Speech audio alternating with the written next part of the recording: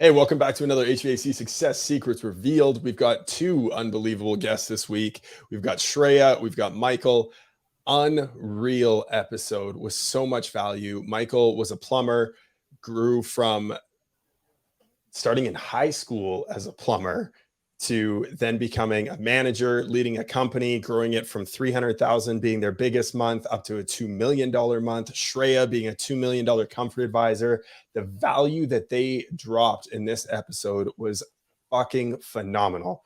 Thad, what was your favorite part of this episode? Every part, to be honest. But if I'm looking really for one like top thing, and I think it was like the journey from tech to professional that Mike went through. I just the information, like you can be a professional in many different parts, and there's just so many small things that compound into that one thing that I really liked from today's episode.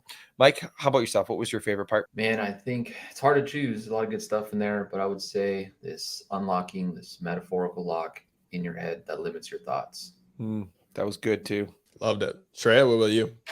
I would say Michael's like tragedies to triumphs in his life, his extreme tragedies and how he used that for fuel to just break his generational curses in his family and really expand his life and then share that with others for sure. Yeah, I can't say thank you enough for opening up the way that you did on this episode, Michael, and definitely for our viewers, tune into all of that. I really love the concept of who do you surround yourself with? And you'll hear both Shreya and Michael talk about this throughout the episode of having strong mentors and strong leaders. And leaders are dealers of hope.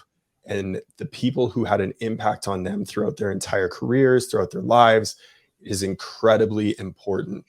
And I love that piece of the episode. But we want to hear from you. So make sure you leave it down below as you're listening to the show and enjoy the episode.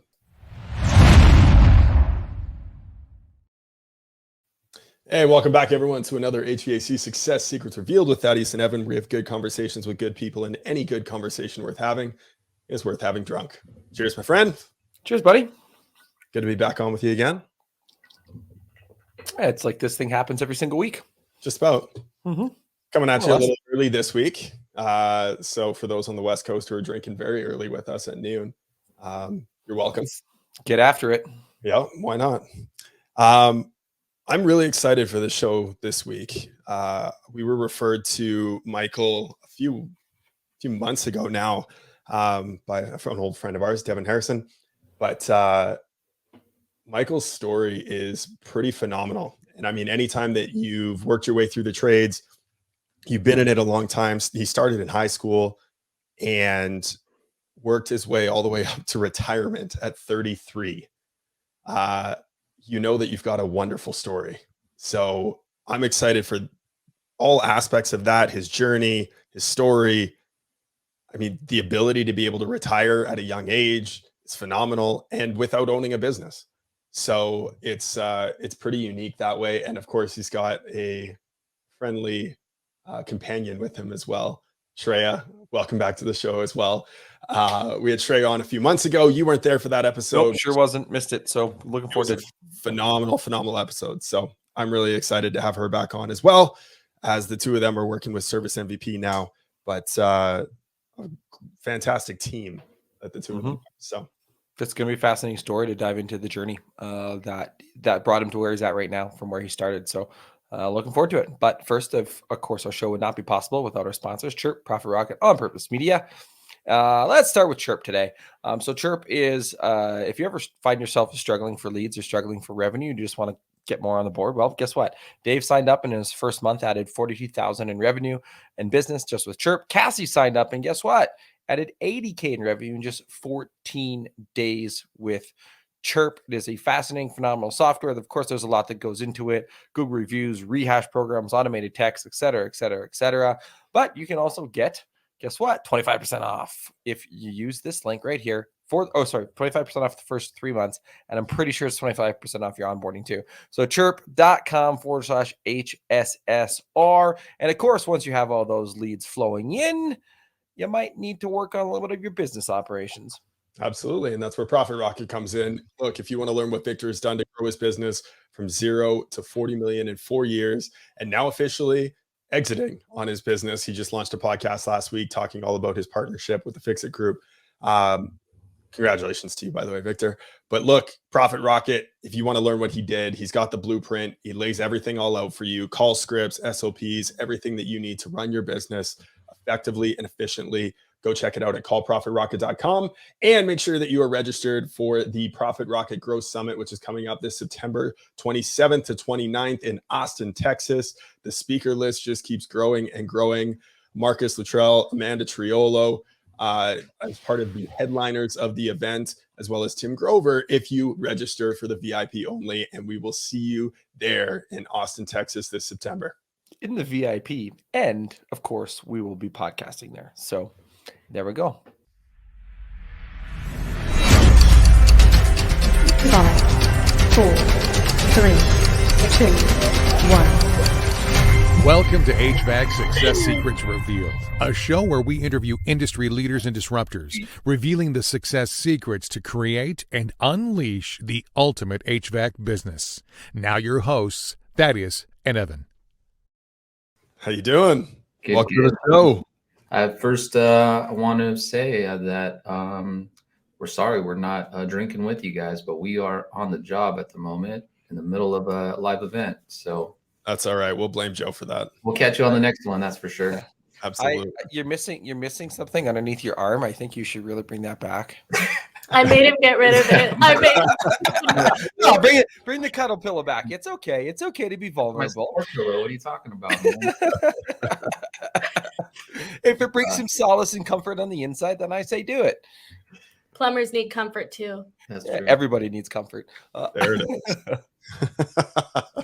Nice. Thanks, Shreya. All right. Right before it started, she grabbed it and threw it. You didn't have the time to go run and grab it. Yeah, it's funny. That's great. Awesome. Well, welcome to the show. Thank you so much for taking time away from training to be able to do this. The two of you happen to be in the same building right now. I know you don't live in the same cities. So fantastic for you to come together and be able to do the show. So thank you so much for taking the time to join us today. Yeah, Of course, happy to be here. yeah, crazy excited Always. to be here, man. Pretty nervous, but more excited than nervous, I would say. Awesome. Well, let's get those nerves out of the way. And why don't you go ahead and tell us your story? Yikes, just like that, huh? Put a spotlight. I know. I mean, Straight into it. One of the things that really impressed me about, our first conversation was your work ethic. And I mean, to get to where you did, to the point where you were managing a company, taking it from doing about 300,000 a month on its biggest months of the year to 2.2 million a month by the time you were done, and 4 years later, and then retiring at the age of 33. I mean, you're not able to do that by having a lackadaisical attitude. So I guess, where did that come from, that strong work ethic that you were able to develop? I'm gonna give you the typical answer, right? Like, I feel like it came from my dad, my parents, right? Like, it's kind of fun. We have this like running joke. I tell my dad I have like the Papi gene. Is just like one of those things where you can't sit still. You got to get moving, man. There is no TV on in my house. Something's getting done. That came to a halt in 2004, man, when he decided that it was a better decision to try to end his life.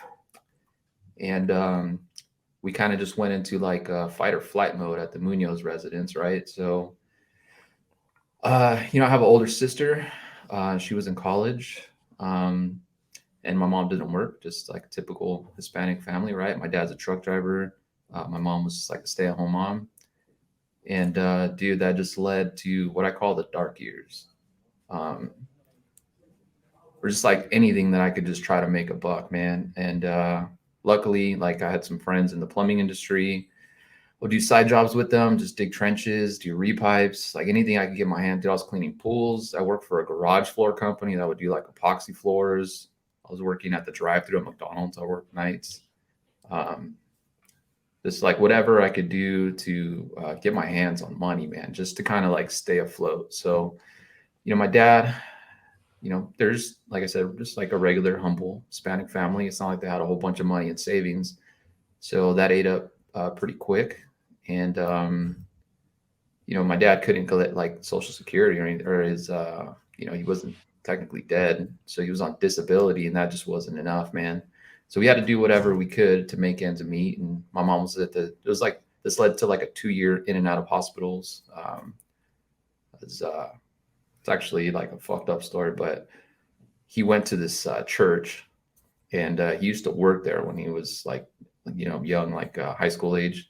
And that's just where he decided, fuck it, like it ends here. And somebody saw him roll in there because it was like midnight, and they called the sheriffs. The sheriff showed up. He jumped out of his truck, and like, I don't know, this is probably going to tell my age a little bit, but like the head units on stereos, they used to come out. I don't know if you guys remember that. Yeah, the old CD decks. Yeah, dude. You used to take it off whenever you parked your vehicle so nobody stole it. Yeah. Right. So they used to come in these black cases. So he jumped out of his truck and pointed this black case at him, and they just freaking lit him up. Not their fault, obviously. Like, the hell would you do? This like super bloody guy is, pointing something black at you in the middle of the night in a dark parking lot. So it just led to like 2 years of like hospitals, and dude, it was a fucking mess. But the good news is, man, that it almost like my path was like predetermined at this point. Like I didn't have to think about what I was going to do after high school. I didn't have to like, oh, I just need to find myself. Like, there was none of that bullshit. It was just like hit the ground running. And I graduated high school. Like, graduated. I remember I changed in the parking lot and put my work uniform on because I used to work at the drive-thru McDonald's at night.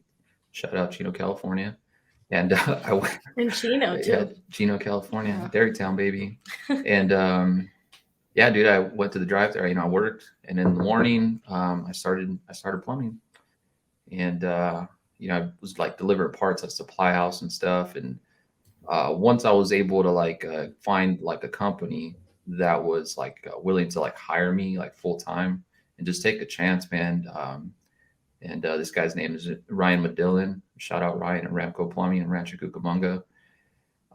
He gave me a shot, dude, and just basically took me from, the little bit that I kind of knew to just get by.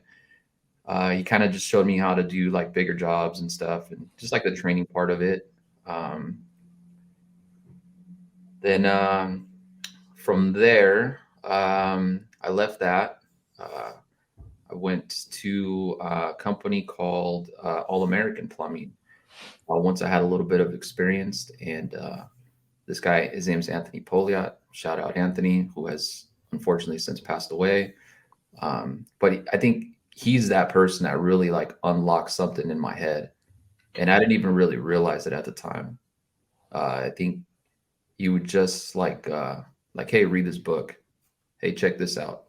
Like, hey, watch this video. Hey, do this. And he was always just like little bits and pieces. And, I had this like strategy, right? Like, I didn't know a lot, but I knew how to work. And kind of like I was mentioning to you guys, I just put a pace on that nobody could keep up with. So like my numbers were great. I was making great money. But I just fucking worked like 24/7. Like, I had no life. Like holidays, like birthdays, Saturdays, Sundays, like just no life. Like I was on call Friday, Saturday, and Sunday. I had Wednesdays and Thursdays off, but that shit never happened. Just fucking hit the ground running, man. And I had this conversation with my wife. We're at Mastro's in Newport Beach, and like we had, like financially, things are good, right? Like on paper, everything's looking great. And she goes, like you just always talk about work. It's just always work. And then she said to me, I was like maybe like I do this like for us, like to have shit like this, like dinners and stuff like that. And she goes, yeah, I wish that we didn't have this and I would just have you. Fucking A, dude. Like, that's like the hardest like reality check where it's like, damn, dude, how long could I keep this up? Like, how long can I like ignore it? Dude, I met my wife when I was 22. I was probably 26, maybe 25 and some change at this point. And I just had to find like just fucking something better. And my buddy Anthony, he pulled me aside and he just sent me this thing, and he sent me a link, and he goes, "Hey, do me a favor, sign up for this this training program." And I looked at it. I was like, "Oh, fucking damn, Boston, Massachusetts.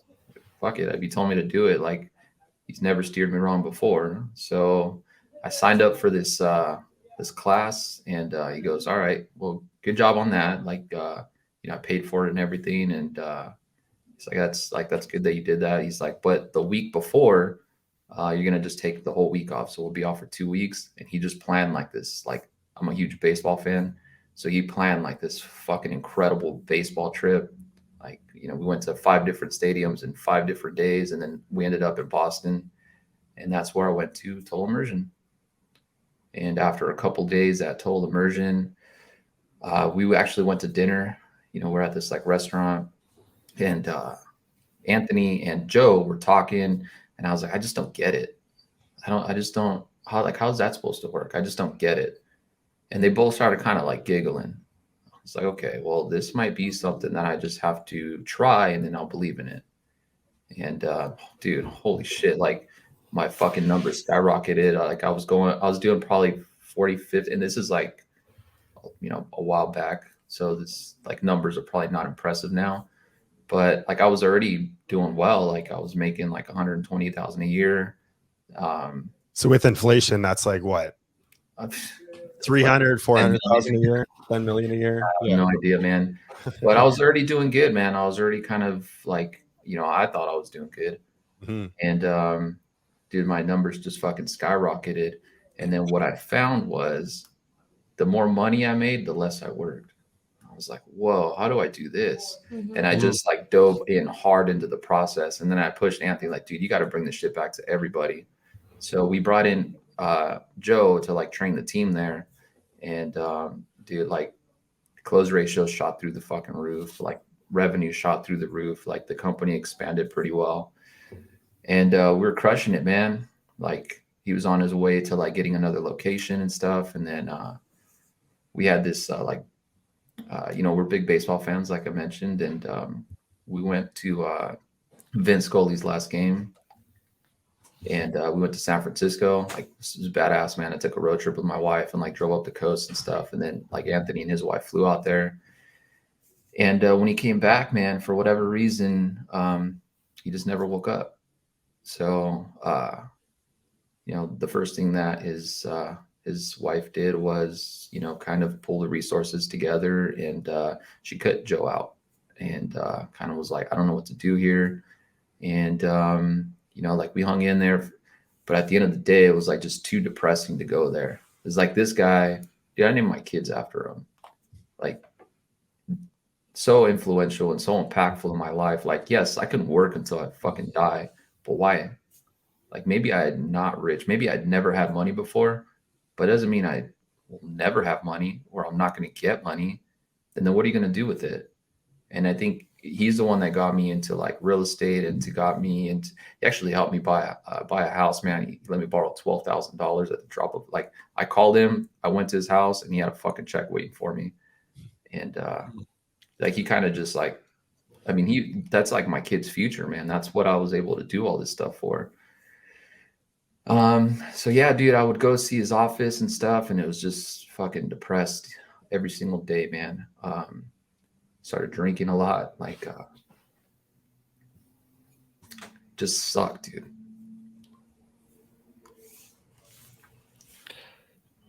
It sucked. Like I was like reliving all the bullshit with my dad.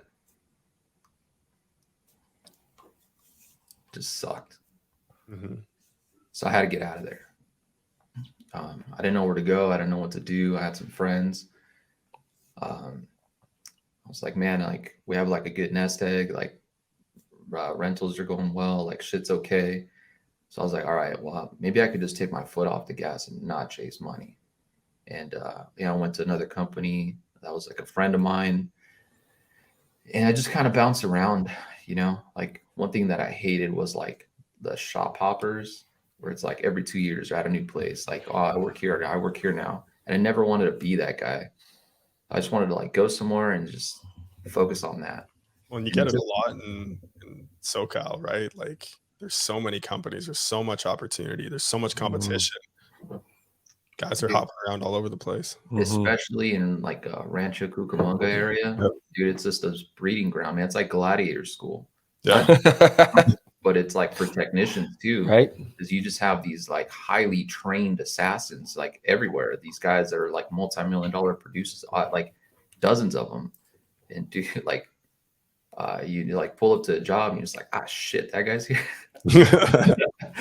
But it's like, it was like gladiator school, man. And it's like the only way that you can compete is to get really good at something, man. And I just really like defaulted back into the training, and I just like really focused on efficiency, and I just really focused on developing the skills that I needed to be able to communicate with the person that's in front of me, like right now.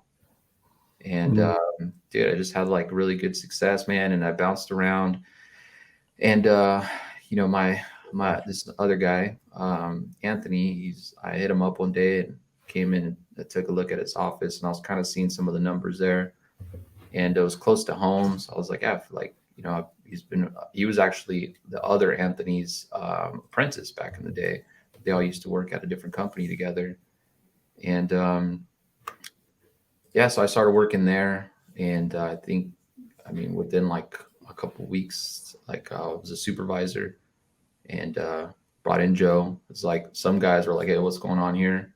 Like, I need to talk to this guy. And then some guys were like, oh, fuck the new guy. So those guys got weeded out. The guys that were interested stayed, and dude, it freaking blew up, man. Just had like a good team, good timing, good training, and within a couple of years, not even like a recognizable company at this point. So in a nutshell, it's kind of what it is, man. What do you That's this week's show. I don't know what else we could do to top that. So, well, first off, Mike, and I'm usually not the empathetic one of Evan and myself. That's usually his job on it. I usually mow people down. But I do want to thank you for sharing and being 100% raw, real, and vulnerable with that. The struggle that you went through personally, and right, thank you, Jason, Julian, thank you for sharing such a personal experience, and somebody who's had a very deeply moving personal experience himself, and even myself, right? Like I've been in a lot of shit, not quite the level of some other people, depending on the level of your shit, right? But the thing is that shit happens to everybody, right? 100%. We can't control what happens in terms of that, but what we can control is how we react to what happened. Right? That's what we can control. And so you can say, all right, well, poor me, this is my life. I'm just going to default into poor me. Right. Or you can take the other approach, which you did, to say, okay, this was what happened. How can I adapt? How can I change? In one thing that I really wanted to dive into, there's a lot really from that story. Like there's so many ways that a person can go. But I think the one, it shaped your life. But the one thing that you mentioned is that he unlocked something in your brain, right? Your mentor in your life, Anthony. And I want to know what he unlocked. I think, I have a theory about this. It might be a little controversial, but I feel like culturally, we're like taught to like fly under the radar. Like, all my uncles, everybody that I know, they all get these jobs, and they're the people that work there for like 45 years or like 50 years or whatever it is. And they just worry about their pension. They worry about their health care. And dude, my dad used to actually tell me that all the time. You should get a maintenance job. You should do this. You should get a maintenance job. You should get something with like a good retirement. Like, yeah. And then what? And then what? And then what's going to happen to me if, God forbid, like my dad's schizophrenic, which we know now, we didn't know then. Like, what if that happens to me? And then what? And then I can't work. And then what? And I think, I think key component that I feel like I left out, and it ties back into that, man, is I feel like I've always had like a long-term play. Like, and that's a big one. Because what would happen to me? So my dad was right around the 40 something range. It's like So I better be done by the time I'm 40, because what if that happens to me? And then the other part of that is like, I'm a big baseball fan. Right around like junior high is when it gets super competitive, and like travel ball starts, and you really got to be dedicated to your kids to be able to make it to all that stuff and be able to fund it. So it's like, all right, so right around 40, I should have kids somewhere around 30-ish. So right around 40, I should be like somewhere right around that junior high area. So I better be done working by then, because Papa needs to be around. Like, it was super important to me. And like all these kind of factors just really taught me to look like way over the mountain. Like, it's the long play, which makes it easy because like you're on a strict budget. And, one thing that I always tell like technicians or people that are kind of coming into like making good money, it's like, don't ever fall into the I make money trap. So once you convince yourself that you make money, well, then you're always going to have to make money. Like, the idea of making money is to not need it, to not even think about it. That's the idea. That the idea of having money is not to buy a bunch of bullshit. That's not the idea. Like, that's not the idea. Like a Mercedes Benz, or I knew it. I was like, wait. Except for me, I'm the exception. Yeah. Right? Well, luckily for you, the Mercedes Benz is a small fraction It's a of very what you got. Yeah, it's a small fraction. That's like a Toyota Corolla or something. Exactly. Shout out Toyota Corollas. We love Corollas too. Yeah. But yeah, man, I feel like I've always just had this like long play, right? Like, because this whole thing that happened with my dad, my buddy Anthony, that like passed away. He passed away at 44. It's like, dude, I better get my shit together before then. right? Like, anything past that and I'm done. Like I feel like I'm just grateful for that. Right. I think there's a lot of moving pieces in there too. It's like I've always like, I should get married sometime around 27. Should have kids sometime around 30. Like, I'm not gonna have kids at 18, 19 years old and then do like the co-parenting thing. Like, I'm not gonna do that. Like, I'm gonna get married. I'm gonna like enjoy my life with my wife, and then we're gonna have kids. I'm gonna do this thing. Like, I'm gonna have a legit wedding. Like, nobody in my family ever had like a legit. My parents weren't even married until I was like fucking like 14 or 15. Like, nobody ever in my family ever had that. Like, I wanted to have like this beautiful wedding, like the whole thing. Like, I want the organs to play with my wife. Like, I used to think about this shit and like visualize it in my head. And this is like the long play, dude. Like, I met my wife at 22 and I was like, oh, there she is. That's mine. Like, we're going to be together forever. Like, it wasn't even like a thought, it's like, I don't know how to describe it, but I've always had like this like long play mentality. Right. Like, yeah, I can make money today and yeah, that's cool. Yeah, I could go to this like thing, or I could do this, or I could have this nice car. Dude, I didn't have a fucking car until my son was born. And then I even waited like another 6 months until he had to go to daycare and there was a chance of me having to pick him up. I didn't even have a fucking car. Like, I ended up buying a truck, but it's like, I didn't have like anything. I don't need it. I have a work van. That's what I need. That's, my transportation is, you're staring at this big ass orange van right here. But you also had a company that you worked for that let you do those sorts of things. I know some companies would be like, you know what, you pick it up, you drop it off at the shop. Right. Because here's like, all I did was work, right? Like, I worked Monday through Friday and sometimes Saturdays. But if not, then I was with my wife. So what do I need a car for? I don't need a car. What do I need expenses for? I don't need that. Right. Like, I didn't care about any of that stuff. Like, right. I always like visualized and pictured like this long play. And that helped me a lot, man. And like when COVID went bananas here in California, we just like, took our ball and took off. We just got cashed out. Like, we kept one place. It's like my wife and my, it's like original house we bought together, and everything else we just cashed out. We sold the house we're living in. We fucking sold everything. And then we moved to Texas and just fucking hung out until one day my phone rang and I was like, holy shit, Joe Crisera's calling me.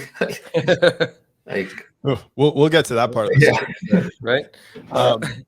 One thing I'm curious on is like, can you remember a time when you started to picture these things? Ooh, good question.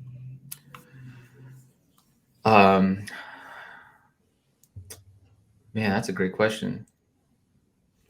I feel like maybe the first time that I recognized it was probably like high school baseball, or like maybe even like junior high baseball, because that's what I would see, like the kids that were like the best kids, like the starting shortstop that had all the cool shit.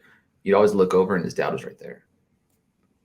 Like the family was there. Like the parents were always involved, you know, like they'd get there early and like the dad would like throw BP to the son. Like, oh fuck yeah, dude, I want to be that dad.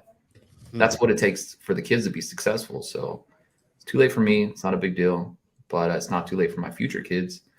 So I think maybe that might be it right there. So I want to be that dad. I want to be the dad that has the freedom, like not just financially, but like time. Like I think, man, I'm so like grateful for that, man. Like, because now, like, dude, I don't have to do shit. Like, I wake up with my kids. I have a 4-year-old and a 2-year-old. I brush their teeth at night and like read a bedtime story for them. Like, I do the whole dad thing, dude. And I like, it means the world to me every single time. We go on walks together. I never fucking went on a walk when I was a kid. Like that just means the world to me, man. And like I think back, that's why I'm so grateful to like Anthony, my buddy that passed away. It's like, you know, my son's name is Roman and his middle name is Anthony. The rumor is that Anthony's ashes are spread at the Aria Casino because I was like his favorite place. So take a wild guess what my daughter's name is. Aria. All right, it's a good guess, guys. Every now and again, the blind squirrel finds a nut. I was going to say that was the 64-mile-an-hour fastball down the middle right there. But you touched on something like you're watching, Stanley Cup, right? Last night. Anybody that's a hockey fan in watching that, you know, I was doing a little bit of work I had on my other monitor, and the amount of players that were saying, my parents, thank you, or grandparents or an offshoot or something, you know, somebody in their lives was able to deeply touch them and able to give them what they need. And I think a lot of times what happens I am a product of our culture in North America is that it's work. You want to own a business, you want to be an entrepreneur, you got to work 80-hour weeks. Well, and somebody had mentioned this, and I can't remember who it was, but they were talking about, hey, you know, I'm going to work 60, 70, 80 hours a week for my family. And then their family, well, like what you touched on, right, with your wife in that conversation, they said, well, what if your family doesn't want that? What if your family wants you? What if your family wants to spend time? And I've long since said it to this day. I mean, we own a marketing company, you know, and I could probably work 70, 80-hour weeks and probably double, triple the size of our business. But my family doesn't want that, right? I love reading books with my kid. I love having bath time with my 2-year-old, right? It's the exact same philosophy. And somewhere along the line, that's been distorted. So I like, first off, that's, you know, a phenomenal recognition to be able to have that. And I think more people need to hear that message, to be honest. I think even to like take it a step further, right? Like you see these kids and like they would do like, or they have like this incredible game, or like they would pitch a gem or something like that, or they hit bombs. And like everyone's cheering for them, right? But then they'd have a bad game where they did like the hat trick where you strike out 3 times. And who was there? It's their dad, helping them play, helping them tighten up their swing. I think that is the fucking key right there. Is when you're doing good, everybody's going to congratulate you. You got all these people on the bandwagon, right? Like everyone's going to like pat you on the back and stuff. Everyone's excited. But when your kid fails, they need to know that it's okay. They need to know that, yeah, you did fail, no doubt about it. But here's what we can do. Here's how we're going to work on this, and here's how I'm going to help you. The only way to not even just recognize it, but do something about it is to fucking be there, especially in those low times. Like that just means everything to me, man. Like you see like the kids, like someone hits like a walk-off or something off, and their like heads hang. Like nobody goes to that kid. They avoid that kid like the freaking plague, except their parents. Right. Or a good team and a good coach and a good leader. Yeah. This is why you're a great coach. I'm like, I'm realizing it now. It's like it comes from everything comes from the dad, right? Yep. The father. And then you going the opposite way and you broke the generational curse. That's like the biggest accomplishment. And this is why it comes off in your coaching. He has so much heart behind it. It's so personal to him, which is why the people that work here, it's like everyone has a story where their heart is in the material. It's not just a script. You can tell there's a deep emotional connection to what they're teaching, and they experienced it successfully. So it's true and it's sincere. And that comes across. Like, I have been in his coaching meetings and cried. Never happened before. Need the pillow? And I'm not the emotional one here, that's for sure. And I've like had to hide my face because I'm like crying, like ugly crying, in the way that he's coaching people, because what he experienced, now you're that Anthony for other people. Yeah. It's huge.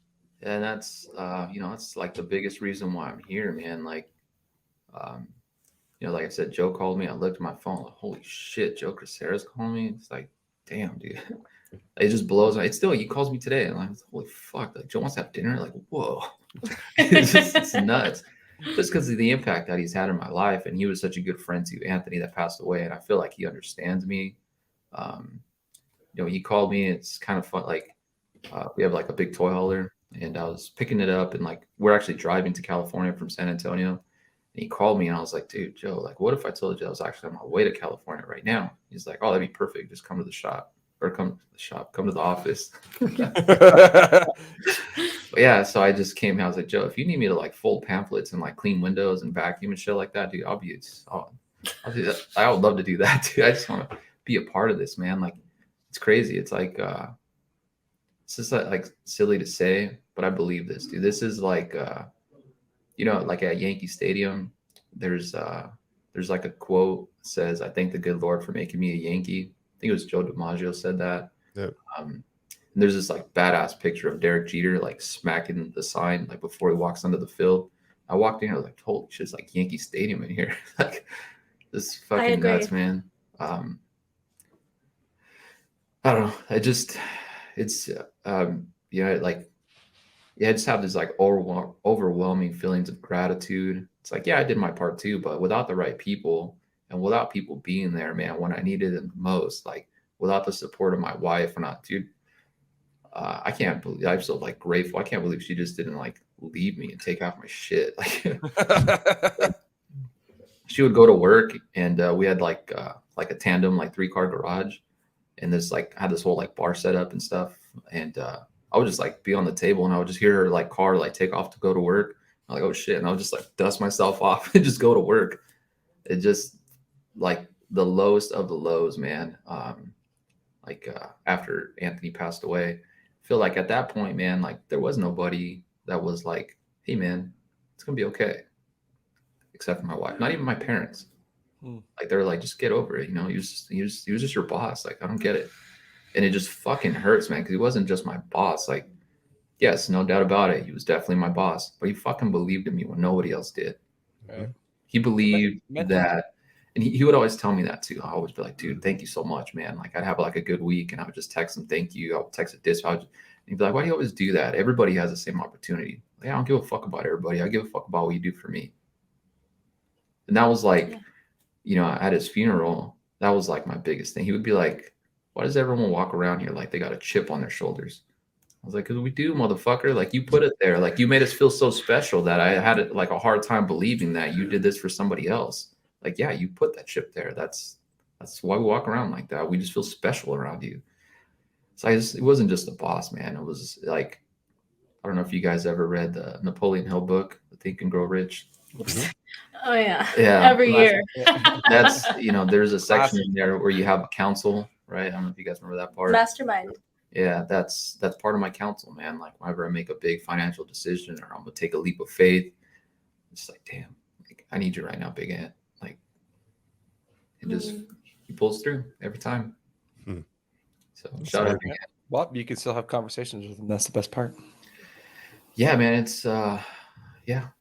I don't want to make it sound weird, but it's like, yeah, now I have access to him whenever I want. That's as fucked up as that sounds, but no, it doesn't.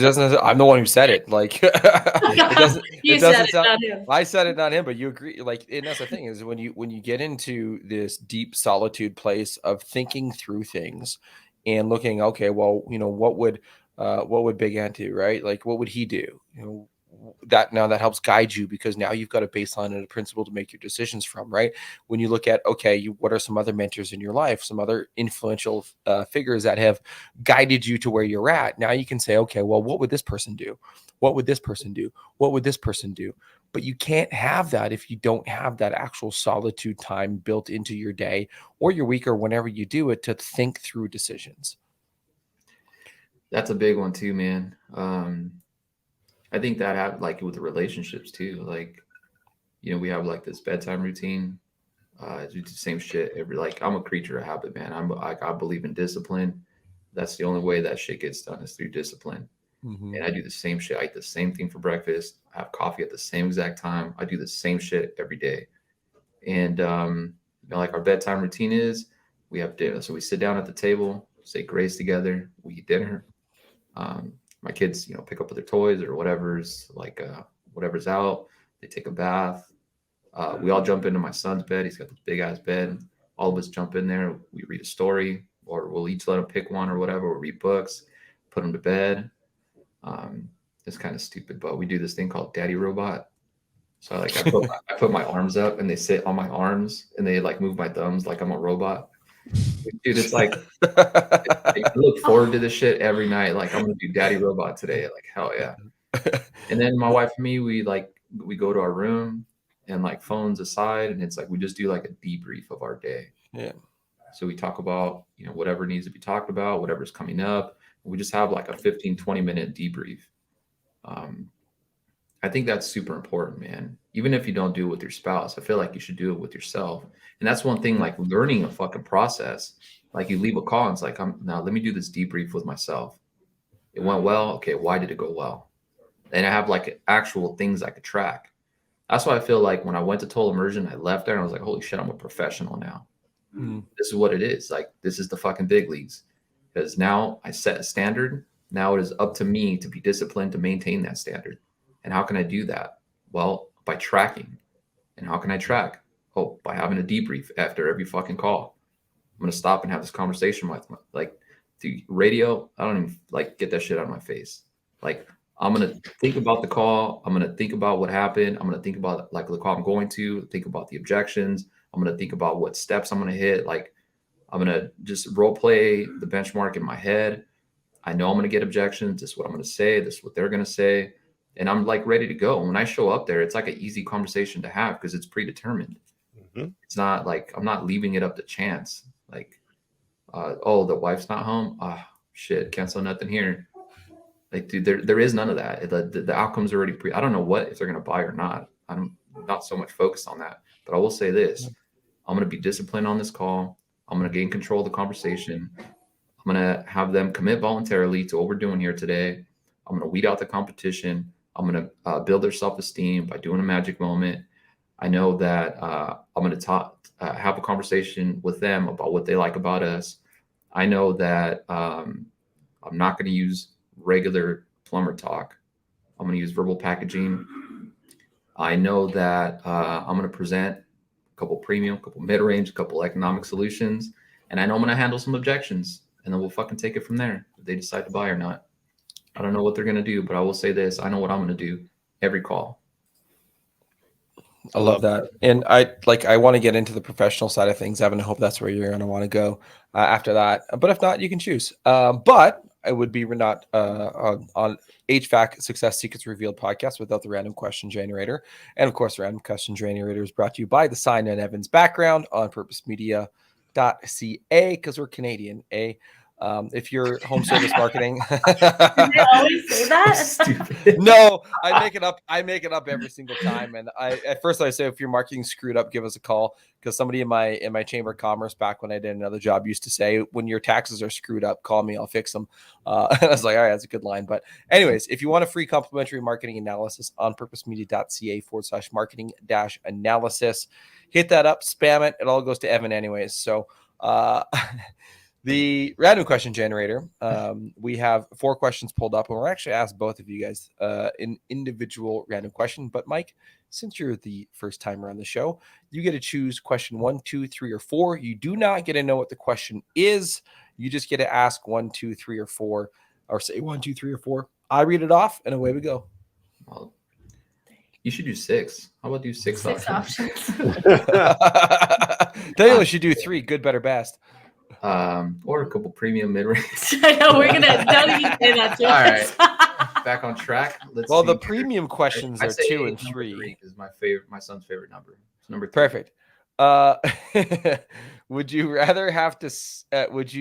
rather always have to sing instead of speaking, or dance everywhere you go? Ask that again. I was distracted by a viral question that sounded very similar to what you guys were saying. No worries. Would you rather have to sing instead of speak, or dance instead of walk? Oh, that's dance all day, baby. Get some tunes going in your head. That's a cakewalk, dude. I thought you were throwing the hard balls here. You know, we'll see what Shreya says on her questions. You want 1, 2, or 4? I'll do 4. 4. All right. Imagine you're stuck on a deserted island with only 3 not necessary items. So like no water, no tools, no food. What are they and why? So stupid. You know, shut the fuck. Makeup. That's sexist. Okay. Unless I'm not with anybody, I'm assuming, so I won't bring any of that stuff. There's nobody there. You know what? You brought it up. I would bring Think and Grow Rich with me to get off of the island with my mind. Plus, I could read that book a million times. It will never get old to me, right? So that's like, I would pick a book I could read a million times and not get bored. I bring something to play music on, and but then you got to bring stuff to. It's fine. Right. It's fine. It's just a fun question. We don't have to get into it. And I was a snack, some candy, comfort stuff. No food. No food. Oh, No food. but not to stay alive. Berries. Yeah, just like some candy or something. Just comfort stuff. The book, the music, and then I don't know, some weights. What about cigarettes? Cigarettes, pack of cigarettes. There you go, done. So, Mike, I'm gonna add to this random question because I like this one. If you were stuck on the island with Shreya, knowing what she's bringing, knowing that you can't bring any water, tools, or food, what would you bring? Fucking cyanide. What? Because you can't kill me with your bare hands. All right, ask that again. If you were, so you're on the island with Shreya, you can't, knowing what she's bringing, what are you going to bring? 3 things that no water, no tools, no food. Water, no tools, no food, just stuff. Probably a chair, be a good one. You got to be comfortable. Yeah, Right? dude. A pillow to hug. No, the chair. For The chair comfort. comes with a pillow. It's a lazy boy. Dude, probably some. I don't know. Is clothes included in that? So I wouldn't mind like a nice pair of shorts. No, shorts it is. That's not a tool or food or water. So A chair, shorts. What else? Ah, man. And it can't be other people. it's just no water, no tools, no food. Oh, my family. That's a cakewalk. There you go. Oh, that's sad. I would never even think. Yeah. Yeah, I was thinking, I'm like, I'm gonna bring a hammock. I'm gonna bring like a bug screen because you're on an island. You're gonna get like annihilated by mosquitoes. So I thought of nothing practical, honestly. Yeah. It makes sense. A music player with no music. I live in no LA. batteries, Okay, no- like you bring the CD, the old CD compartment where the top comes off. uh-huh. Oh, no. I had that. I'm You not son that of a bitch. but Michael's gonna teach me how to hunt soon. So that's like, so we're gonna get that skill for the island too. There you Are we go. allowed to talk about that? Even better. There you go. Why not? Do a lot of shooting. God bless. Only with spears and bows and arrows, right? That you chisel with rocks because you aren't allowed tools. Yeah. I would do it. Let's do it. Okay. All right. I mean, I think totally I think bring a moonshine still so that I can shit. harness the berries off the island. I'll make a there you moonshine. go. There you go. Yeah. Shit, we're all going to the island. Fuck I it. know. Hey, we're gonna need you guys. It sounds like a party. Next total immersion high level summit is you're going to an island and you can't bring any of those things and you got to choose your 3 things before you go. There you go, Uncle Joe. All right, For real. getting her back on track, Evan. Yeah. So one of the things I wanted to highlight was something that you just talked about, Michael, which was bookending your day, bookending your appointments. It's funny. This is something we just talked about with our team. Was it this Monday? I think it was just this past Monday. Shit can go wrong throughout a call. All the time. Shit can go wrong throughout your day all the time. When you have strong bookends, that's the only part that you can really control. How you start the day, how you finish the day, how you start the call, how you end the call. Those are the parts that you're truly in control of. So I love that part of it. So this shift into becoming a professional, into having this documented process that you had on every single call, you've quoted numerous times that came from Uncle Joe, and obviously now you are working there with Service MVP. Walk us through this professional mindset and that shift that you had into becoming a true professional. And Shreya, I know you went through a similar process too, when you were a comfort advisor as well, and that shift into becoming a true professional and how you saw every single call, which is when your income truly skyrocketed as well. The paradigm shift. Yeah, for sure. That is how, like I don't know if you guys know this, but I'm a big baseball fan, and I would think to myself like We're like going yeah, to a game like tomorrow. if we're actually going to a game tomorrow. But I think like you know what would professionals do, or like you know what, like in any job, like you just like get a job there and then that's it, you just work there, or do you do like training and stuff like that, or like you want to be a teacher, that's it, you get your degree, here's your teachers, you know, whatever teachers need, is that it? I don't think so. And if I'm a professional, what do professionals do? Well, they have a standard. Well, how do they maintain that standard? They go to practice. And then what do they do at practice? Like you watch it all the time. Like you see somebody strike out, the first thing they do is go to the dugout, they whip out this iPad and they watch their at bat. Like, shit, I should have seen that coming. All right, next time, I got you. Yep. I think that's what it is, man. It's just like hardwiring. Here's a standard. I'm not going to negotiate with myself. I know these conversations are coming, by the way. We're like, fuck it, this one's going to be a quick one. And I know I'm going to try to talk myself out of it. But I'm not going to negotiate with myself. I'm not interested in that because I'm professional.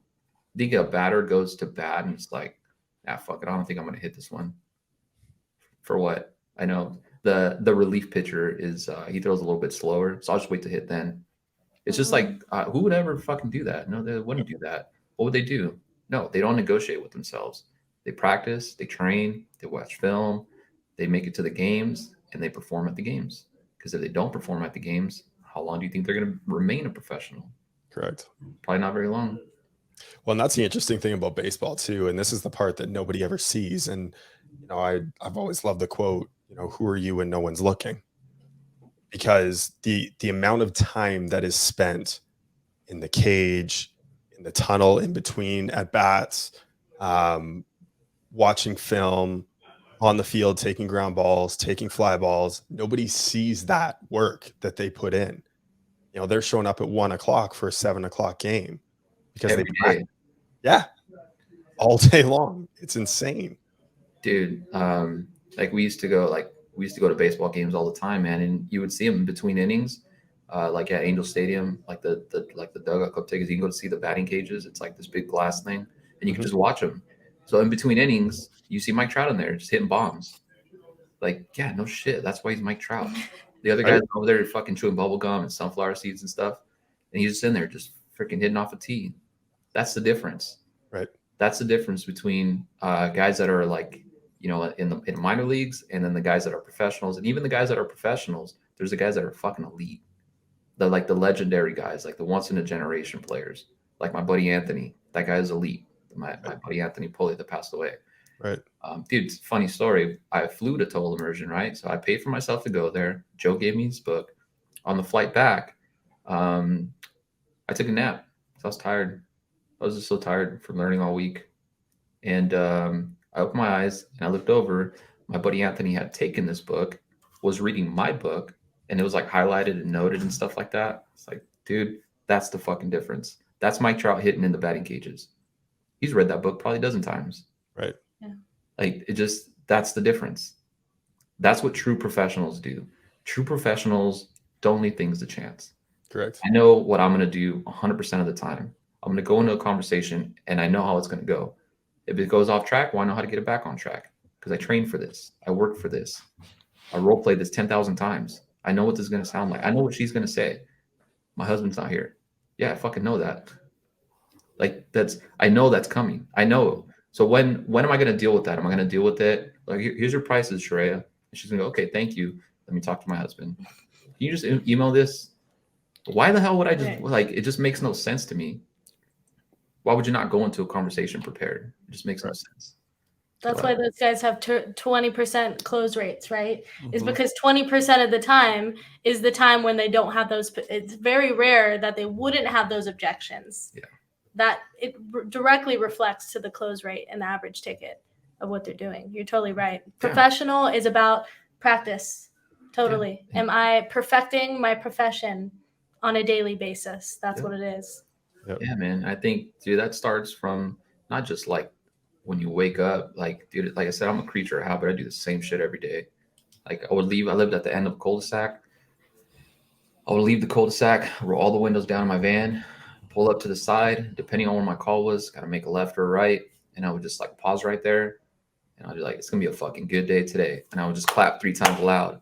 And I could just feel like the momentum start coming. Like, fuck yeah, let's get it done, baby. You it's going give to be a great day yourself pep today. talks like that? Yeah, you don't? Well, yeah, they're crazy. You're a fucking winner. Like, it's like relentless stuff. Yeah, dude, I'll do that shit every fucking day. And guess what? Today was a great day. And if it wasn't, well, the good news is I got the bad day out of the way. That's the good news. I had a bad day on Monday.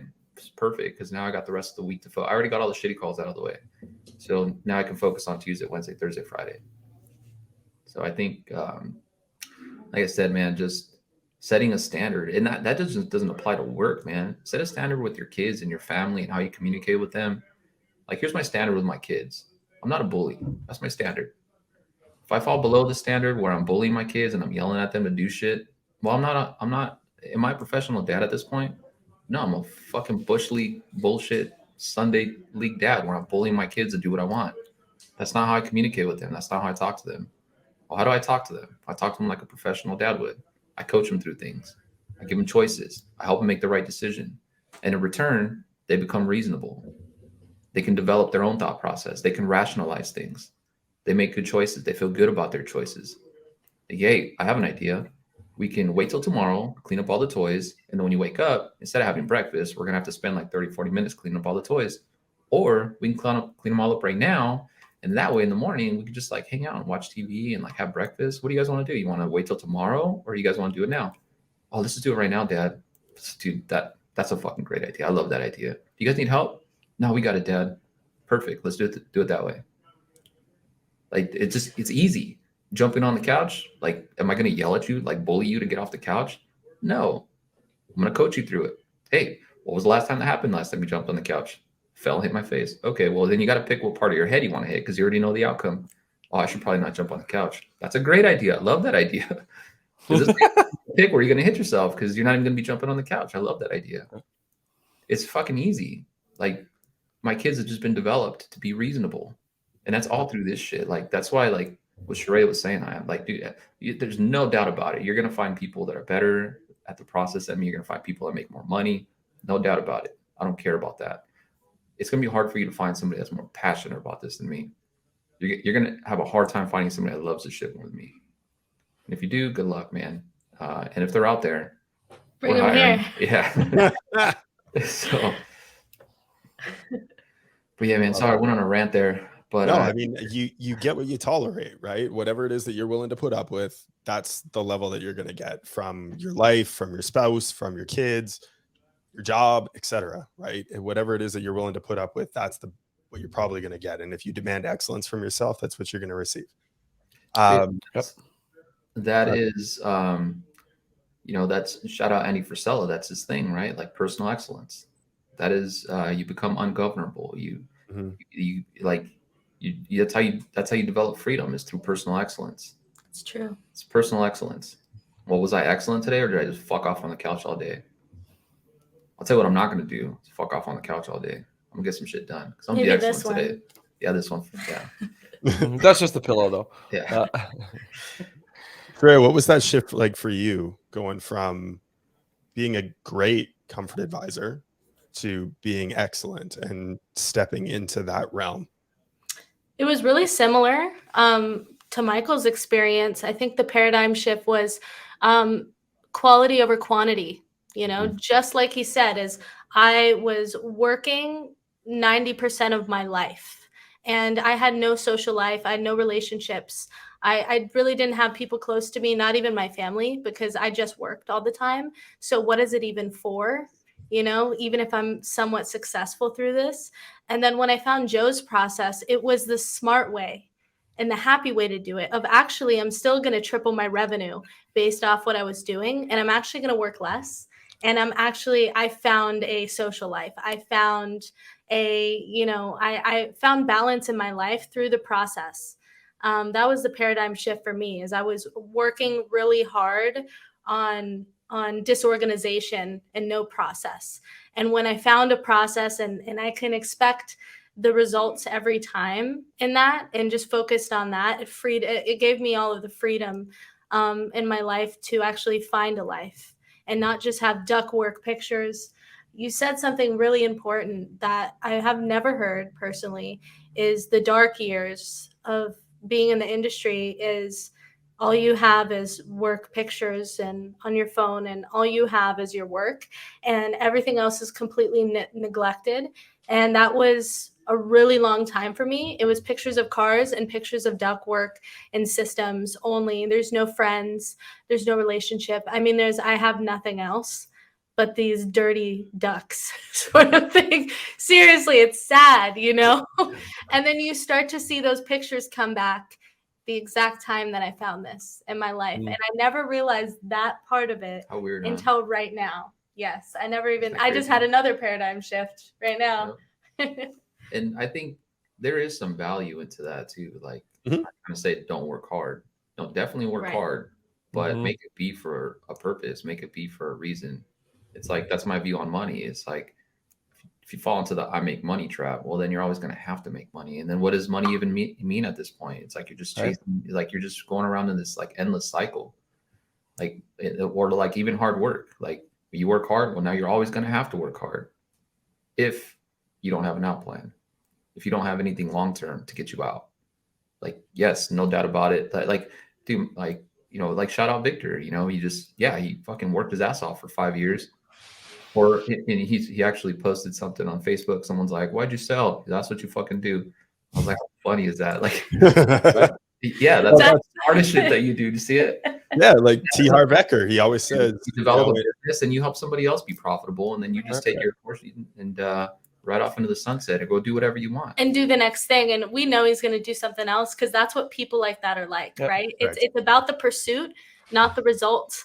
But the result happens to come naturally, actually in a more abundant way than ever before. As soon as I stop obsessing about money and obsessed over excellence and the process instead, and the journey, then the money was just a given. It just flowed in, and there's no ceiling and no cap to it. I did not struggle with money ever again after that moment and that paradigm shift.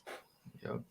That's amazing. And I mean, T. Harv Eker, Secrets of the Millionaire Mind author, he talks about the purpose of to grow a business and to build a business is to sell a business. Mhm. That is the sole purpose. Yeah, because like, even as like a dude, I'm a plumber at heart. Yeah. So what's the end game here? Like, one thing that drives me nuts is when people are like, "No, I'm just okay. Like, I make good money. I'm just okay." It's like, yeah, you are now. Are you going to outwork yourself at 50? Correct. Are you going to work harder than you do today at 50? Correct. Because I got to tell you, the answer is probably no. And then what? Then you have to work at 50. Yep. Also, it's selfish. It's selfish for the people that work for you. What if they want more? What if your team wants more? What if they want to grow and they want more opportunity, right? Or your family wants more and your family wants more opportunity. It's selfish to stop and to be complacent and idle. There's people depending on you. Mhm. Well, it's funny that you say that. I was having a conversation today with some of our team, and it was literally around that. Like there's the complacency, and look, I've long since said, if you're happy being a truck on a truck, great, do what makes you happy. But there's a lot more things that are out there. You know, we've kind of referenced money. You know, you can compress. A lot of people trade time for money, right? That's it. You have an hourly wage. You can only work so many hours in your day, in your week, to be able to make that finite amount of money. But if you can compress time into money, now, I mean, if let's easy math, let's say you make $10 an hour, and like it, obviously nobody really, I mean, maybe people make $10 an hour, but for example's sake, Hopefully make my no one math listens to easy. this show. Make my math easy. Again, these are not actual real numbers. These are example fictitious numbers. If you make $10 an hour working 35 hours a week, great. You're making $350 a week. What if you can compress your time into money and grow your business? So now you're making $1,000 an hour, but revenue, right? So you're still making and earning that same $10. Now you've just 10x your money. Now you're making $100 per hour by having other people compressing that time and leveraging time and compounding money. Like that's the thing that I think a lot of business owners kind of miss on that mark is, yeah, okay, I'm happy earning my $10 an hour, but compress it, right? Now you can also buy yourself freedom when you've compressed that to have the right people into your team, into your staff. Well, and something that really impresses me about Michael, I mean, the fact that you were able to step away from plumbing at 33. Mm-hmm. Most people who are in the role of being a technician, being a plumber, they don't see themselves as their own boss, their own business. They are always working for someone else. And you always were too, but you sought out opportunities where you could work for yourself through investing.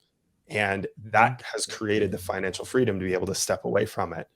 And that shift, which I think could be another hour-long podcast, obviously monumental towards what you were able to do and achieve as a father. Yeah, man. That's a big one there. The quadrants. Yeah. He was in the employee quadrant and the investor quadrant. And then there's a self-employed quadrant. And then there is the big business quadrant, right? It's like finding where you are and where you could be in it. None of them are wrong, you know, but if you want to work for somebody else, you should probably also invest sort of thing, or you could be self-employed. So it, like, you know, Andy Frisella says that, like, there's entrepreneurs, there's intrapreneurs. Like, okay, well then how can I make this business benefit me? Because essentially, as like a commission paid technician, you are your own business. Yes. Congratulations. You do own a business. You're just not maximizing it. And why aren't you maximizing it? Probably because you're lazy or inefficient, or you don't care, or you don't think about the future. Or maybe it's like a self-conscious thing where you don't, like, we're just plumbers. We don't do that kind of stuff. You know, it just, that kind of like, it breaks my heart, man, that, you know, like, I didn't go to school. I didn't go to college. I think that, as I'm saying this out loud, I think this is what I think Anthony helped me realize is, I didn't go to school. No, I barely graduated high school. Like, my English teacher told me I had a D-. And if I wanted to finish my final, I said, do I graduate? She said, yes. I'm like, then fuck that final. Like, I barely graduated high school. And that doesn't mean I can't be smart. It's just, I didn't go to college, but it doesn't mean I can't be a professional. I can't be very proud of what it is I do and the career path that I chose. It doesn't mean that, you know, I'm just like some uneducated plumber. Like, it doesn't mean I'm dumb.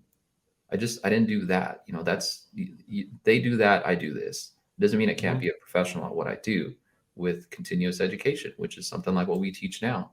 I think, man, there's just like a lot of stuff like wrapped up into that. Like, then you got to do something with money, right? Like, because here's what comes after making money, and you see this shit all the time. Like, you see like a technician go from, or from like an installer, make it to a technician, and they're going from making like $27-30 an hour to now they're making commission, and now they're making like $100,000+ a year. And then what's the first thing that you see? I just got a brand new truck. Oh shit. Where do you live? An apartment. Oh, gotcha. Now guess what you're going to do for the next 7 years, because you took out the loan for the longest time possible. Guess what you're going to do? You can pay $1,000 a month for 7 fucking years. How much is $1,000 when you parlay that into real estate? It's like $150,000. So even if you did want to go buy a house, okay, well now you just fucked yourself out of $150,000 of buying potential. That's just like buying property is essentially like a savings account. That money is always there. So you just fucked yourself out of $150,000 because you wanted a truck. Do you need the truck? No, I never drive it. Oh, okay. But if you already have the truck, then make more money Yeah. to get the investment property. That's kind of how I see things, is like I always am just because I like nice things. Well, Joe told me you just need to make more money now.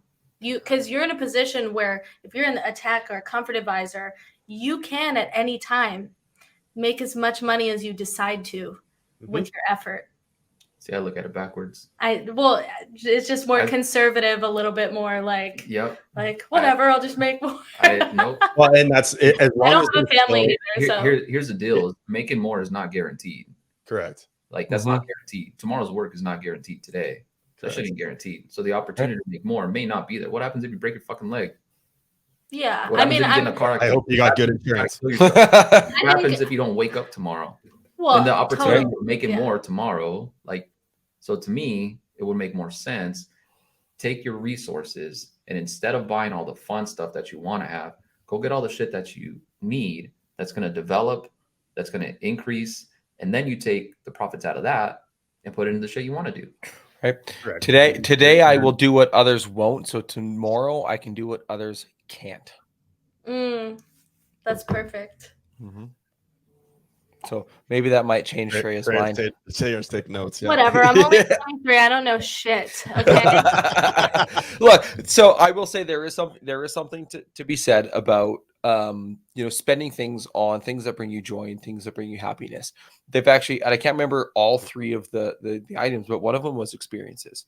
And people spending money on experiences that bring joy, that bring happiness, right? Like when you and like I liken this to kids. I mean, my kids are 3 months and 2 years old, right? So not quite the 2 and 4 that you have, Evan. You have kids, and Shreya, I don't know if you ever want kids or not, but the point of like down the road, like that, like when you have experiences with them, I had to throw that dig in there. Come on.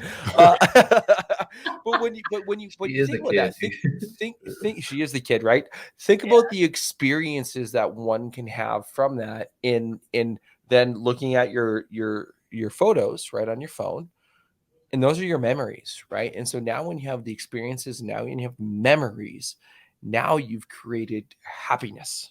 Mm-hmm. And they might not necessarily be experiences. You don't need a lot of money to have experiences either, right? You could have experiences deep down in free things or fun things like going for a walk with your kid. You know, the amount of time, like I watch my kid on the weekend push his fake lawnmower down the sidewalk throughout the entire block, and he's having a blast, absolute fucking blast. And that was an experience, and I took photos of it, right? In a video, because that's an experience. Like that's a free experience, right? Spend the time with your kids, also an experience. Yeah. But how can you do that if you're busy working? Correct. Because you're not efficient while you're at work. Now you have to work because now you got bills. So instead of pushing that thing down the street and watching your son, then you'd be at work. Mm-hmm. Why is that? Because I wasn't efficient at work. And those, like, when I would think to myself in the morning, I still think about it now.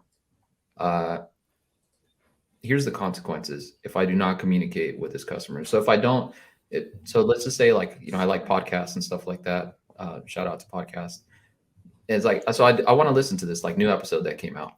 Okay, am I going to listen to that episode, or am I going to role play? So, or am I going to go over some objections, or what am I going to prepare for the call I'm going to, or am I going to zone out and listen to this thing? Okay, what are the consequences here? Because if I show up there unprepared and I don't communicate to this customer, and now I have to drive an hour and a half, one direct, to start all over again. Not only do we have an unhappy client that waited for me all day that I couldn't communicate to, but now what does that hour and a half do? That added 3 hours to my fucking day. Now when I would have got home at 5 or 6, now I'm getting home at 9 or 10. Yep. And then what am I going to miss? I'm going to miss bedtime. I'm going to miss stories. I'm going to miss saying grace with my family. I'm going to miss brushing their teeth. And like the consequences are fucking high. I just don't think a lot of people realize it. Like it just, Monday through Friday, this is my time. If I do not get to where I need to go, well, guess what I'm doing Saturday? What do I love on Saturdays? I love the smell of breakfast. I love watching my kids watch TV. I love cutting the grass. Like I love coffee, like sitting in the patio. That's what I love. And that's what I'm willing to give up because I cannot do my job today. Those fucking heavy consequences. I just don't think a lot of people realize it. Yeah. So. Everything has a consequence, even going after big goals, right? Mm-hmm. You know, Jim Rohn talks about, you know, had I known what going after some of the early goals would have cost me, I never would have paid the price. Mm-hmm. So putting yourself in that position and knowing what it is that you're sacrificing in order to achieve what it is that you think you want to achieve, or what you're giving up to to not work during your workday.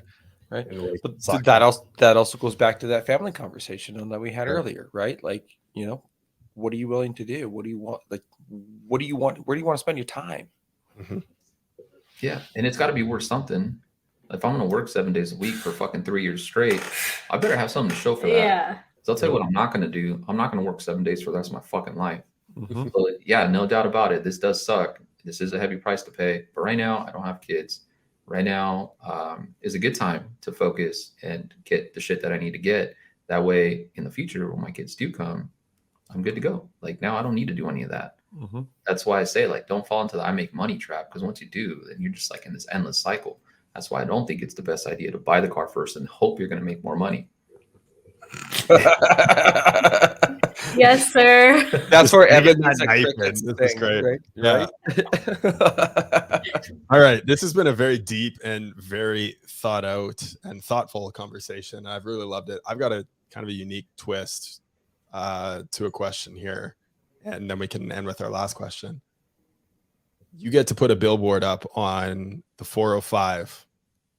It has one message on it to every single trades technician driving on the 405 through LA. What does it say? It'll be Shreya making this face where, you know, she does a little face lean. Yeah. Shreya, in every photo. Yeah. service MVP, and phone number below it. Call You your would put friends. my face on the bill. Is that what the answer is? That's I would have to agree with him on this one personally. I think that my face and the phone number. I agree. Yep. Call Yeah. service MVP. It is Call service MVP It's for a good time. inspirational. call it, it's gonna be etched. Like it's not gonna be like nice like writing, it'll just be etched into the billboard. Make it look like a bathroom stall. Put it there over you go. next gens. We'll just Shout out next gen. I was gonna say just hire Dan Antonelli to do it, and then you'll be sold. yeah, There we're you go. good. Yeah, We're perfect. already- people need to be sold. People need to be sold that they can become professionals. Yeah. They just don't know yet. Yep. You know, I Well- feel like even though we have a big reach, like at Service MVP, I feel like it's like the biggest kept secret in the industry. I feel like, man, and anytime you give me an opportunity to talk about this, yeah, Well, this is what Why- we talk about late night when we're just with people. Is we just talk about the same stuff. We talk about work. It's life. I mean, Yeah. what we do. It's a lifestyle. Why is it that you feel like people won't invest in themselves? why is it? Yeah. That's what Shreya said. Probably a little. Honestly, I feel like maybe they didn't have an Anthony to unlock something in their head, Right. and that's like they don't even know that there's low self-esteem. They don't even know that they're worth it. Right. And I feel like if I can just give me 15 minutes, let me talk to you for 15 minutes. If I can't motivate you, man, then I'm in the wrong business. Because I feel like you are worth it 100%. You just don't know it yet. And there is a lock in your head. You just need to know it's there. And then you can work on unlocking it. And by the way, that's the scientific answer is self-esteem. Is why people don't invest in things and invest in themselves is because they have low self-esteem. So that's why we do magic moments. They're sincere moments with somebody that raises their self-esteem. So by the time that it's time to make a decision, they are like, you know what? Me and my family do deserve the best, right? It's like that's why it's easier for them to make a decision at that point. That's also how we coach technicians is we raise their self-esteem. So when time comes for them to invest their time or invest anything into more effort, it's a lot easier for them to do that, to make that decision and put an effort. Sorry, I was reading our private chat. So, no, I appreciate that. And look, you had a perfect segue, Mike, into and it's just Ray's like, oh, there's a private chat here. She's like, I I didn't should see be, the chat. you should be a seasoned pro, born for the trade. Shout out podcast. So if you do want to reach out to Mike, it's Michael at servicemvp.com. We'll of course put these in the show notes for after, and have a 15-minute conversation with him. See what your roadblocks are. See if there's motivation there. See if he can unlock some of the secrets that are within your head. If you want a good time, Shreya at servicemvp.com. You find yourself on the 405. If you just want to check out Service MVP as a whole, servicemvp.com that you have there. I actually don't know whose cell phone number this is. That's mine. That's yours. Okay, so Don't be definitely creepy. text that. Definitely put that in bathroom stalls for a good time. Put 408-219-4322. But all seriousness, you're right. In all seriousness, if you feel like you're stuck somewhere in your business, I mean, I think we've, in terms of the amount of knowledge and just the personal journey that the two have brought, and Shreya, going back to your podcast from that year one in December, and Mike being, the journey that you had there, everybody's got their own shit. And I believe that deep down that these two individuals will be able to help you get unstuck and be able to help you up level your business or your team's business as well, based on the knowledge that they bring to the table. And even though Shreya is the baby of the group, still has a ton of experience that she can bring to it. So use Michael at servicemvp.com, Shreya at servicemvp.com. But this wouldn't be our HVAC And success. She'll close you, I promise. Oh, you know what's funny is I actually go to her for advice. When I first met her, I was like, "What is this fucking girl?" Right? I actually go to her for advice, like, "Hey, there's this and this." What would you do? Can you tell us how you really feel? Yeah, Yeah. yeah. I'll put it on the chat. So we have one final question, and I'm only going to ask this to Mike because Shreya, you've already answered the question once upon a time. Mike, what is one question that you wished people would ask you more, but don't? Something that I wish people asked me more. But don't. Holy shit. I know. Damn, dude. Mine It's was not easy. this question, that's for sure. Shreya didn't prep you. Oh, man. Yeah, I forgot. That's something that I wish they asked me more.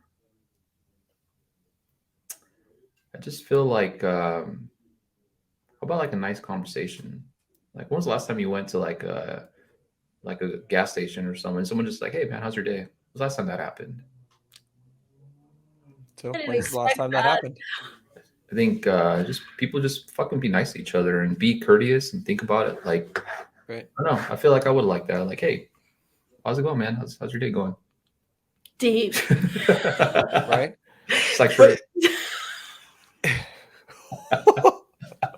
There it is. But no, so to Yeah, man, it's my fault. no, it's all good. It's not your fault. It's hilarious, and it's part and parcel for the show. I should have had this queued up. That's what she said. I almost said that so many times during this. I was holding back. I didn't even know I could do that. Damn. Oh, you definitely can. That's what she said. He's got like 7 of them queued up. But you're right. Like, how many times have you actually, random stranger, had that conversation with, say, "How's it going today?" And like actually mean it, not just like the cursory, "Oh, how are you? Oh, good, and you? Okay, not so bad," and away you go, right? But actually deep down, genuinely ask somebody that, or somebody ask that to you. Yeah. And you'd be surprised at sometimes when you give them like an off the cuff answer of like, "Oh, not so bad, you," and they're like, "Oh, good." But if you give them a curveball, try that next time, and then see what sparks a conversation from that. Like, it's crazy the amount of conversation that you can have with complete strangers. It's fascinating. Dude, that's one of my favorite things about Texas, man. Everybody's so like, it's like you're a part of like you're a valuable part of the community. That's something I feel like is missing in LA. Mm-hmm. Dude, I held the door open for somebody yesterday and they purposely went around. I was like, "Oh fuck." What's that mean? Yeah. The door's open. That's true. It's And just like open the other it's door. weird. It's like, yeah, dude, in Texas, somebody will hold the door open for you if you're like halfway across the parking lot. Like, it's just different. I wish people were more like Texans when it comes to the community part of it, where people are just friendly. Come to Canada. We'll hold it open for you when you're all the way across the parking That's so lot. true. Yeah. And We have a couple Canadians here actually for performance coach. Yeah. You know how I know they're Canadian? They say sorry all the time. No, they say "you betcha." You betcha. Oh, you yeah. know how to Oh, boot yeah. it. Shout out Canadians. And they know how to drink. Okay. They do. Oh, Off the record, yeah. take off, you hoser. That's this one here. Politeness, not politics. Never mind. I read that wrong. All right. Well, thank you both for being on the show. Sweet, man. I Evan? appreciate having it. I actually forgot it was a show. I went a little too I hard know it there. always feels like it's Yeah. just a No, conversation. There's We so nailed much. it. Right, That and was that's a part of the show, right? And like we prefaced beforehand, it's a conversation. Everybody just listening gets to be flies on the wall. So thank you again, Mike, for being raw, real, and vulnerable. I know it's not easy to share those things and to be open about it and to share your emotions. And I really appreciate deep down that you were able to share your emotions and be raw and be real and be vulnerable. I think your story is going to impact a lot of people when it gets really out there even further. So thank you for that. Sweet, And man. Shreya, thank you for being his support pillow. You're welcome. He's lost the support. No, it's still there. It's No, down I'm on like the Cheers. worst comfort. I don't even know why. So she gave me I'm here. this. She's like, I'll put some chairs. I'm like, dude, you got a chair? I got like this freaking. I wanted to look taller than him. Nice. There it There is. you go. You do. Good posture. Yeah. Well, It's easier to be a plumber when you're 5 feet tall, so it's okay. Hey, man. He's almost 6 foot, just for the record. almost, not quite. With my Quite. boots on for sure. Let alone that. Well- Awesome. Appreciate both of you. Thank you so much. And until next time, cheers. All right. Appreciate you guys.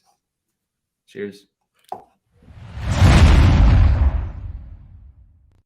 Well, that's a wrap on another episode of HVAC Success Secrets Revealed. Before you go, two quick things. First off, join our Facebook group, facebook.com/groups/HVAC Revealed. The other thing, if you took one tiny bit of information out of this show, no matter how big, no matter how small, all we ask is for you to introduce this to one person in your contacts list. That's it. That's all. One person. So they too can unleash the ultimate HVAC business. Until next time, cheers.